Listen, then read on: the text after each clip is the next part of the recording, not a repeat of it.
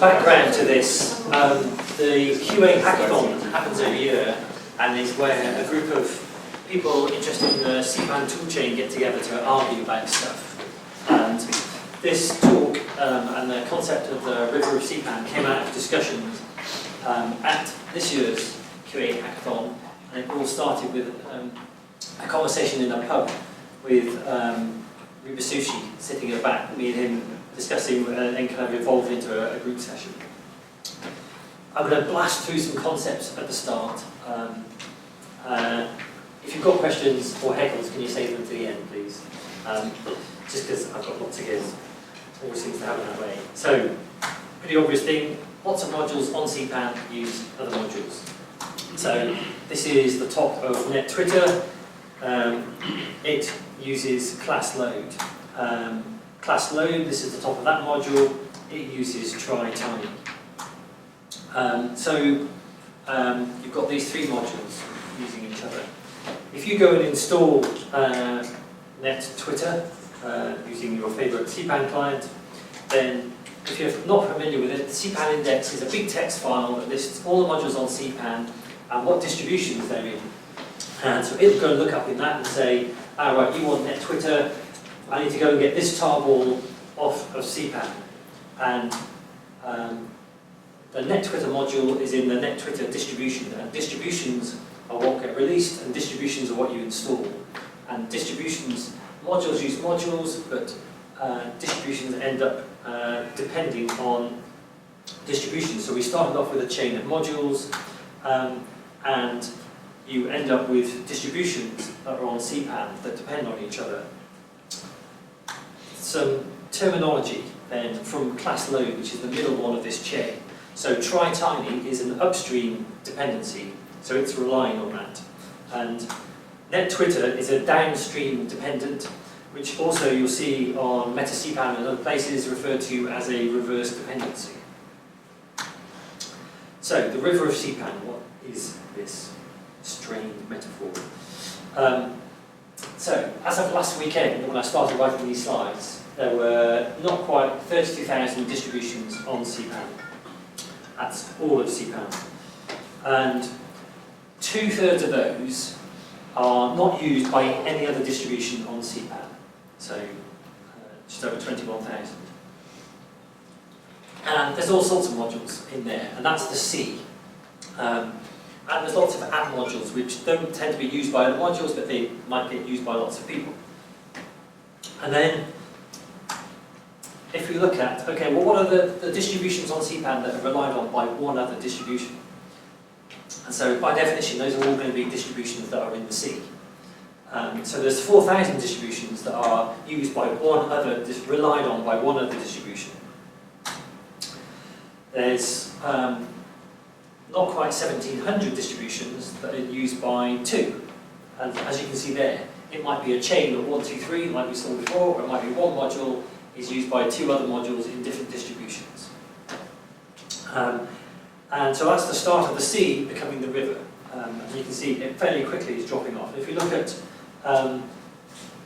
so this is distributions with one dependent, two, etc. You can see that pretty quickly drops off to where there's a pretty small number that are even relied on by 10. So then, if we look at chunking distributions in essentially kind of logarithmic bins, so 1's relied on by 1 to 9, 10 to 99, etc. So you can see there are 46 distributions on CPAN that are relied on by more than 10,000 other distributions on CPAN. A lot of those are distributions which are also core modules, but they're released separately to CPAN. As you might expect, those tend to end up at the kind of the head end of the river. So the river is essentially lining all CPAN distributions in order of how many other distributions rely on them. And if I switch it to kind of logarithmic, this just kind of shows you there is a kind of a logarithmic drop-off as you move upriver. So, why this whole river metaphor? Polluting the river is really where this came from. And at the hackathon, we talked about people crapping the river. Then I thought, here we should be polite, so we talked about polluting the river. So you've got a distribution that's depended on by 6 other distributions on CPAN. And if you release a broken version of your distribution on CPAN, so if you remember when someone tries to install a module that then goes and looks up and see, well, what other distributions you relying on, I need to install those first. So if you release a broken distribution, well, now these ones can't be installed. And then those ones can't be installed because their upstreams are broken, and then that one can't be installed. So if you break your module, then not only can people not install your one, they can't install any of the ones that are downstream of you. So pollution flows downstream. You can imagine how we were talking about this about things floating downstream. So what is pollution? And there's a number of things, but so it could be failing tests, so that when someone installs your module on certain versions of Perl or certain operating systems, tests fail, and then it fails to install, and then everything else cascades and nothing else can install. There might be bugs, and there might be bugs that only show on certain versions of Perl. Using syntax that breaks, so it might be old syntax or it might be new syntax, that you're using 522 and you've forgotten that, well, you're using stuff that isn't supported on older versions of Perl. A quite common one is people making things that should be release tests and author tests, making them installation tests, so checking for errors in your pod, shouldn't stop someone installing your module. But there are lots of distributions out there that have got that. Also, not robustly handling all valid input. And this is the kind of thing where a problem in your bug, a problem in your dist might manifest further downstream. So for example, handling of UTF-8. A good example of this is the file slurp module, which doesn't do this right. In your test, you might be just essentially testing with ASCII text. Someone in a distribution several hops down from you might actually have some tests doing proper multi-byte UTF tests that then fail because you're relying on a disk. And there's a whole bunch of other things, obviously, that are essentially pollution. Thinking about looking upstream rather than downstream. If you're maintaining a module that's got very upstream and downstream, they have two different sets of issues. So if you look upstream, the more distributions that you rely on, the more likely it is that something upstream of you is going to break you. So you might think, I'm only using 2 distributions, but actually you need to consider your full dependency graph. You know, what other distributions are they using, and then what are they using, etc., and are they core modules? There are a number of modules on CPAN that you can use to take a module and will give you this graph in various formats. So your module might only be as reliable as the least dependable dist in your dependency graph. So you might have coded your module fantastically and all these others, but if this one was really flaky, that might mean that lots of people can't install your distribution as well. Core modules, in a sense, don't count for this because core modules tend to be very stable and relied on, and all different versions of Perl have it. These other things, people are having to install them off CPAN, and if it fails to install for their configuration, then your module fails to install as well. So, kind of a key concept or thing which, when it took a while before this light bulb went on for me, was you don't pick your position on the river, so you can't quite much say, this is an awesome module, and I've written it so that everyone will use it. So you don't pick your position on the river. Other distributions move you upstream by choosing to use your module. So everyone essentially starts off in the sea, and then you kind of gradually move into the river and move upriver as people use your module. So you release something, you're sitting in the sea. If this guy here chooses to use your module, then suddenly you move upstream. But your position on the river can change really rapidly. So if you look at this example where you're paddling down in the shallows near the Acme beach on the sea, and someone else who's way upstream, because he's already used by loads of other modules, decides, oh yeah, I like your module, I'll start using your module. And suddenly you get zoomed way upstream. And suddenly now, there's 504 distributions that if you do a bad release to CPAN, they don't install either. It's also very easy to miss a big downstream dependent. So I've got a module which has only 11 downstream dependents. And it was when I was playing around with graphing this stuff, I then discovered that actually I've got more than, at the time I had more than 550 modules dependent on it, and I've got 600, suddenly it's like, well, okay, I need to be a bit more careful when I'm releasing this distribution, etc. Which is another key theme of this talk, about being aware of how many distributions are dependent on you, your distribution, and what does that mean. So if you're thinking of using a module, when you use them, you're pushing them upstream beyond you. So do you want to do that? And also, does the author of that module want to do that? You might be picking something that's in the C, and the author's like, ah, this is just a joke module. I was hacking out at a conference, I've written the talk, I've got no interest in it again. And suddenly someone shoots it way upstream. So you might not want to, and also they might not want to, because they'll suddenly start getting bug reports saying, you've broken, your module's flaky, and now my module won't install because your module's broken. So if you're thinking of using a module, look at it and see, well, how far upriver is it? I.e., how many other distributions rely on it?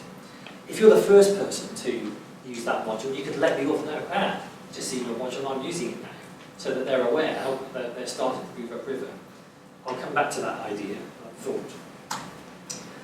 One thing you can do when you release a module is, or if you're thinking of using a module, is look at matrix.cpantesters.org, which gives you a matrix of versions of Perl and operating systems. And if you look on this one, you can guess that the person perhaps developed it and tested it on Windows, where it works fine for me on Windows, but actually on just about every other operating system, it really doesn't. I adopted this module before I realised what a mess it was. I stumbled around to fixing it. So, when looking at a module, you can look and see how many outstanding bugs does it have, when did it last get a release, and very often there are alternative modules. So now, you've got some task, have a look and see, well, what are the alternatives, and which one is the best module for me to move upriver, for CPAN and for me. In all of this, obviously, this is talking about dependencies on CPAN. You kind of need to not forget darkpan. There are some distributions on CPAN that have very few CPAN distributions using them, but that you know are very widely used. ACK is a good example. As you might expect, there aren't many modules on CPAN relying on ACK, but there are lots of people out there relying on ACK. So, some realities of the dependency graph. So you write this lovely module, and you're a good citizen, so you say, this supports version 5.6 onwards, which is what the toolchain supports, and I support all operating systems. But it turns out that, well, on one of these modules, the author doesn't care about Windows, or it's a bit hard to make it work on Windows, and actually here he supports 5.8 plus, and he supports 5.10 plus. So the versions of Perl and the operating system supported by your module is the intersection of the ones supported by all the distributions upstream of you. So if you want your module to be widely used and to be stable and reliable, you need to look at the things upstream of you and consider how stable and reliable are they on the platforms that you want to support. And the further upstream a module goes, you'd hope that the more versions of Perl and the more operating systems it would support, for the rest of us to be able to rely on it, and not install it and get a surprise when they then upgrade a version of Perl, or something like that. So, water quality. This is good. The further upriver a distribution is, you can see now, basically the further upriver you are, the more other stuff on CPAN you can break.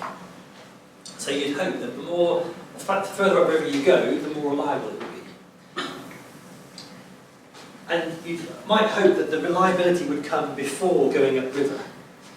The reality is that that is not the way it happens, for a number of reasons. I'll come on to some of those.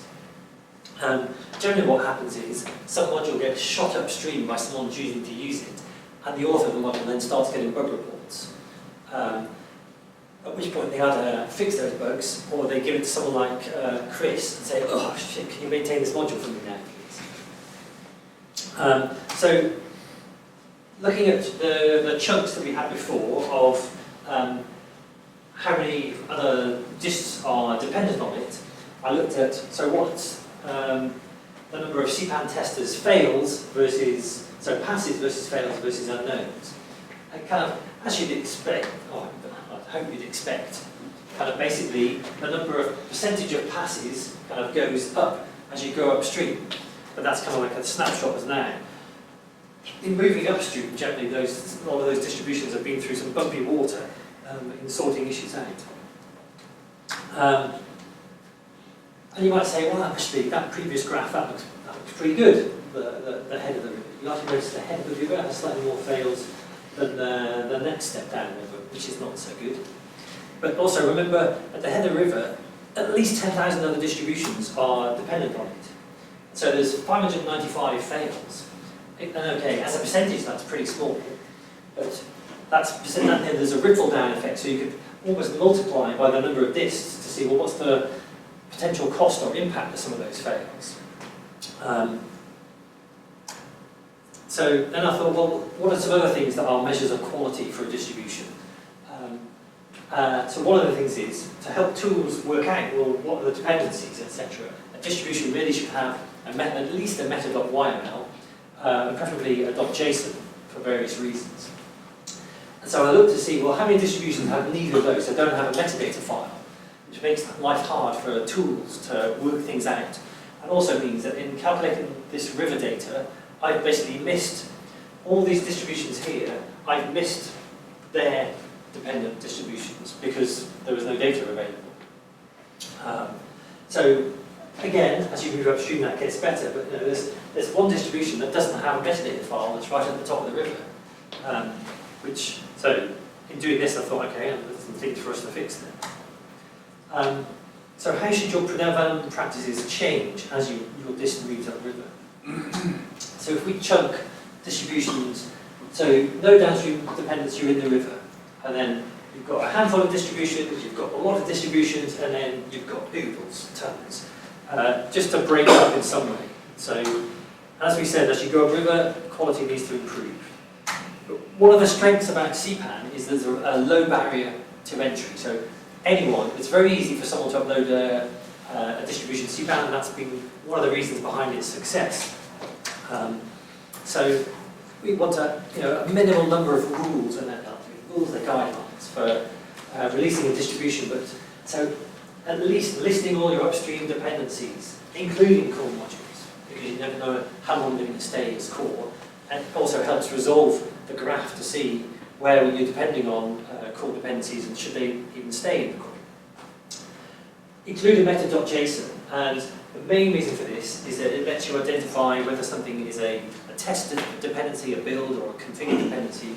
Because if people are installing your modules in development, they might say, I don't need to bother running the tests, and then they don't need to install all your test dependencies. But they can only do that if the metadata identifies those. That's why, as soon as you go upriver, you really should have a meta.json file.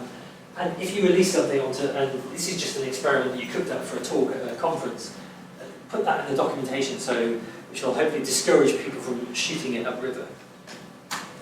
When you've got a handful of dependents, specify the oldest version of Perl that you plan to support, preferably in the documentation and in the metadata, so tools can use it and work on it.